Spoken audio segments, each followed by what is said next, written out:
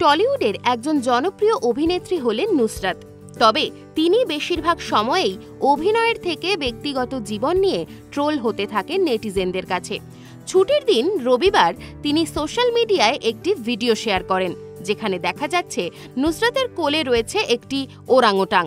অভিনেত্রীর কোলে উঠে অনেক চুমুতে ভরিয়ে দিচ্ছেন নুসরাতের গাল।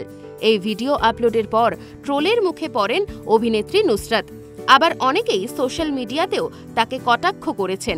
নেটিজেনদের মতে দুজনের ঠোঁট নাকি একই রকম। আসলে নুসরাত তার ঠোঁট বোটক্স সার্জারি করিয়েছেন, তাই বেশিরভাগ সময় নিজের ঠোঁট নিয়ে ট্রোলের মুখে পড়তে হয় অভিনেত্রীকে। যদিও এইসব ভুলভাল মন্তব্যে তিনি মাথা ঘামান না। বর্তমানে নিজের কেরিয়ার ও সংসার নিয়ে ব্যস্ত অভিনেত্রী। কিছুদিন আগেই তিনি, ইয়াশ এবং ছেলে ঈশান সহ একসাথে ঘুরে এসেছেন সি বিচে। যদিও রবিবার শেয়ার করা ভিডিওটি থাইল্যান্ডে তোলা। ঈদের পর ইয়াশ নুসরাত থাইল্যান্ডে ঘুরতে গিয়ে ভিডিওটি করেছিলেন। এই রকম আরও নতুন নতুন ভিডিও পেতে নজর রাখুন আমাদের চ্যানেলে।